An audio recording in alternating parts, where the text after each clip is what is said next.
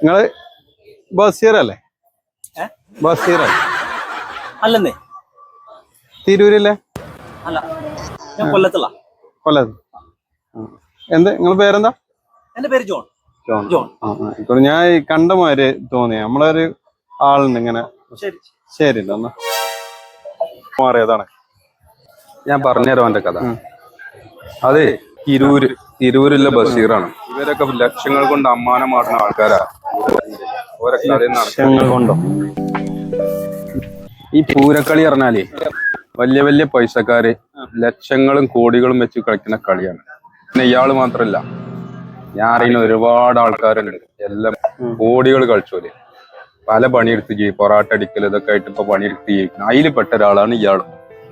ഇയാൾ ഈ പമ്പ് ഇല്ല ആള്, ബിൽഡിംഗ് ഇല്ല ആള് ഇപ്പൊ ചായ പാരാൻ നിൽക്കുക. ഇവരൊക്കെ ലക്ഷങ്ങൾ വെച്ച് കളിച്ച് പൊട്ടി ഇങ്ങനെ കുറെ കളിക്കാരുണ്ട്. ചെമ്മാട് അബു, കൊണ്ടോട്ടി അസറഫ്, പുളിക്കല സാബു, ഇവരൊക്കെ പൂരത്തിങ്കില് ലക്ഷങ്ങൾ കോടികൾ വെച്ച് കളിച്ച ആൾക്കാരാണ്. ഇവരൊക്കെ ഇപ്പൊ പല സ്ഥലത്തായിട്ട് പല പണിയെടുത്ത് ജീവിക്കുക. അങ്ങനെ ഒരു ഉണ്ടാക്കിയവരുണ്ട് കേട്ടോ. ഞാനും കുറെ കളിച്ചാണ്. നിങ്ങള് കളിച്ചില്ലേ?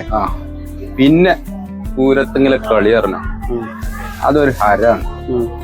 കെട്ടുകൾ വെച്ച് ഇങ്ങനെ എറിയണ അങ്ങോട്ടും ഇങ്ങോട്ടും ഇങ്ങനെ കണ്ടു നിൽക്കാന് നല്ല ഹരാണ്. പിന്നെ പൂരത്തിന് കളിക്ക് പോകുമ്പോ നമ്മള് പൈസന്റെ കെട്ടും കൊണ്ട് കാറിലൊക്കെ ആവും പോവുക.